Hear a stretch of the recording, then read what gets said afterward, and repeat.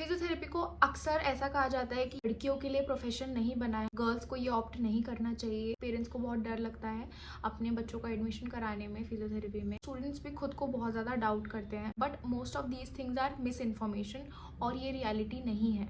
देखो, I am not here to motivate you blindly या फिर शुगर कोट करके मैं आपको प्रोफेशन के बारे में बातें नहीं बताने वाली हूँ। जो चीज़ें सच हैं वो सच है, बट कुछ चीज़ें जो गलत तरीके से आप तक पोर्ट्रे की जा रही हैं वो चीज़ को ठीक करना ज़रूरी है। Hi everyone, I am doctor Durga Tyagi. I am consultant physiotherapist in Gurugram right now. तो सबसे पहले बात करते हैं कि लोग ऐसा क्यों कहते हैं। सबसे पहली चीज़ हमेशा जो सुनने में मिलती है, मैं झूठ नहीं बोल रही, जब मैं फिजियोथेरेपी में एंटर नहीं किया था मैंने मेरे खुद के कज़न सिस्टर्स ने, मेरे खुद के कई ऐसे नोन सीनियर्स जो फिजियोथेरेपी को परस्यू कर रहे थे, उन्होंने मुझे मना किया था कि मैं फिजियोथेरेपी ना करूं because it is not good for girls. और जब मैंने फिजियोथेरेपी कर ली तो उसके बाद मुझे इस चीज़ के लिए मना किया कि मुझे न्यूरो में मास्टर्स नहीं करनी चाहिए, क्योंकि उसमें जो पेशेंट्स होते हैं वो कम्प्लीटली इनएक्टिव होते हैं, उनकी बॉडी में बिल्कुल स्ट्रेंथ नहीं होती, तो हमारे लिए बहुत ज़्यादा मस्कुलर तरीके से बहुत डिफिकल्ट हो जाता है उनको हैंडल करना। आई एग्री, बट सीधा कह देना कि आप लड़की हो तो आपको वो करना ही नहीं चाहिए, ये तो बहुत बड़ी बेवकूफ़ी वाली बात हो गई। इट ट्रिगर्स मी अलॉट और मैं भगवान को थैंक यू करती हूँ कि मैंने उनकी वो बातें नहीं सुनी। Now the first question comes, is it really physically demanding? Yes it is. Imagine आपके पास कोई स्ट्रोक पेशेंट आ रहा है, आपको अगर उसको रिटर्न टू वॉकिंग लाना है, return to activities of daily living लाना है, तो आपको बहुत ज़्यादा मस्कुलर स्ट्रेंथ लगेगी। बट आप मुझे देख सकते हो, मैं ऐसे कुछ मस्कुलर तो हूँ नहीं, just do basic strengthening at home and that is enough for me. अगर मेरे इतने स्ट्रेंथ बिल्डअप करने से एक मेरी हेल्थ मेंटेन रहेगी, दूसरा मैं उन लोगों को जो बेड रिडन है उनको बैक टू लाइफ लेकर आ रही हूँ, तो उसमें मुझे कोई प्रॉब्लम नहीं है। और इस बात पर मेरा ये ओपिनियन है कि आप सिर्फ बीपीटी को क्यों टारगेट कर रहे हो। फिर are a lot of female doctors जिनकी ड्यूटी 48 आवर्स चलती है, 36 आवर्स चलती है, उन्हें लंबे टाइम तक खड़े भी रहना होता है। That is also physically demanding. But does that mean कि वो अपना प्रोफेशन ही छोड़ दें या फिर वो प्रोफेशन खराब है? It does not make any sense.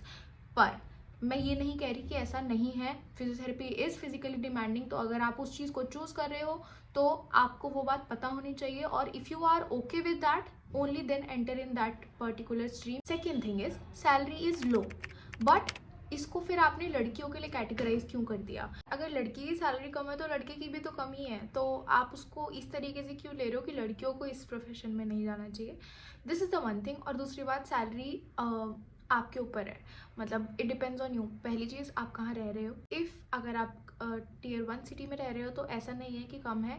अभी 25,000 to 30,000 everywhere it is the good salary. एक बार लिंक्डइन खोल कर देखो, लड़कों को कम रख रहे हैं, लड़कियों को ज़्यादा रख रहे हैं। रीज़न मैं आपको बताती हूँ।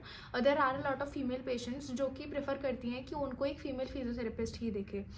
तो फीमेल फिजियो जो है वो मेल और फीमेल दोनों को ही ईजिली देख पाती है और किसी को कोई प्रॉब्लम नहीं रहती है। बट मेल फिजियो के साथ थोड़ा ये टैबू रहता है कि अ लॉट ऑफ पेशेंट्स डिनाई कि उनको फीमेल फिजियो ही चाहिए।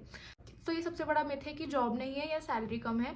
दूसरा, होम विजिट से आप 1 लाख से ऊपर भी अर्न कर सकते हो। इट डिपेंड्स ऑन यू, आप कितने स्मार्ट हो और कितना स्मार्टली आप अर्न कर रहे हो। इससे रिलेटेड आपको अगर मुझसे कुछ बात करनी है, नीचे कमेंट कर सकते हो, हम उसके ऊपर एक अलग से वीडियो बनाएंगे। Doctor Ashish will also be there with us because it will be a very helpful video from his aspect also. अगला, लेस रिस्पेक्टेड डॉक्टर्स। मैं इस चीज़ से कम्प्लीटली डिनाई करती हूँ। मेरे पास एंडलेस पेशेंट्स हैं जो मेरी इतनी ज़्यादा रिस्पेक्ट करते हैं बिकॉज आई ट्रीटेड देम। दुनिया नहीं देख रही इतना टाइटल, एक्सेप्ट जो खुद प्रोफेशन में है उनके अलावा। जो आपस में ही हेल्थ केयर में है ना, बस वही आपस में लड़ाई कर रहे हैं। जो जनरल पब्लिक है उनको सिर्फ अपनी प्रॉब्लम से मतलब है और उसको ट्रीट कराने से मतलब है। अगर आप उनको, उनका जो मोटिव है फिजियोथेरेपी से, उनकी जो प्रॉब्लम है, अगर आप उनको वो ठीक करके दे रहे हो with a very good knowledge, with a very good professionalism, आपको कोई कुछ नहीं कहेगा, आपकी रिस्पेक्ट ही होगी। ये सब बेवकूफ़ी हैं जो सबके दिमागों में डाल दी गई हैं। मैं बता रही हूँ, बहुत लोग इस प्रोफेशन से हेट करते हैं क्योंकि ये प्रोफेशन कई लोगों का प्रॉफिट कम करता है। आप समझ रहे हो, मैं आगे नहीं समझाना चाहूँगी। अगर आप अच्छे नॉलेजेबल फिजियो हो, आप अच्छे से प्रोफेशनली अपना काम को कंडक्ट करते हो, आप पेशेंट्स को ठीक करते हो। और आजकल तो कितना कुछ है अर्न करने के लिए। You have content creation, you have tele rehabilitation. I have patients from Orissa also in 2025, और अब तो 2026 आ रहा है। मैं नहीं कहूँगी कि 2026 जैसी जनरेशन में आपके लिए पैसा कमाना मुश्किल चीज़ है। It is very easy because आप हैंडी हो इंटरनेट के, आप हैंडी हो कंटेंट क्रिएशन के। अगर मैं 2008 में ये बात कह रहा होता कोई कि सैलरी कम है या पैसे कम है तो मैं समझती, बट आज के टाइम में next is long working hours. No doubt आपको ज़्यादा मेहनत करनी पड़ती है एज़ कम्पेयर टू अदर्स, और सब कभी कभी मैं खुद इस चीज़ के लिए क्रिप करती हूँ। But next day when I wake up and I get text from my patients that they are getting relief, तो मुझे कोई प्रॉब्लम नहीं होती है। It totally depends on you, आपकी लाइफ में आपकी प्रायोरिटीज़ क्या हैं। अगर आपकी प्रायोरिटी है कि बहुत ज़्यादा टाइम आपको चाहिए अपने लिए, अपना इतना टाइम इन्वेस्ट नहीं कर सकते हो, that totally depends on you, तो फिर आप इस प्रोफेशन में मत आओ because it needs a lot of your time, a lot of dedication. अगर आप इस प्रोफेशन के लिए डेडिकेटेड हो तो ही इसमें घुसना, वरना ये सोच के कि डॉक्टर टाइटल लग जाएगा या कुछ हो जाएगा, 2-3 साल में फेडअप हो जाओगे और छोड़ दोगे। इन दी एंड मैं आपको कुछ पॉइंट्स बताऊंगी जो आपको अपने दिमाग में रखने हैं। पहली चीज़, जब मुझे मेरे कज़न्स और सब लोगों ने ये बात बोली थी कि ये प्रोफेशन बेकार है, तुझे बहुत गंदा गंदा लोग बोलेंगे, मसाज वाला बोलेंगे, ये बोलेंगे वो बोलेंगे, तो आई स्टार्टेड क्राइंग और मुझे लगा शायद मुझे इस प्रोफेशन में नहीं जाना चाहिए। एट दैट टाइम मेरे पापा ने मुझे एक ही बात बोली थी कि तेरे जी में है करने की तो तू कर। मतलब अगर आप यूपी हरियाणा से नहीं हो, that means if you want to do it, if you have it in your heart, just do it without even listening to any body. कोई कुछ भी कहे, just do it, one thing.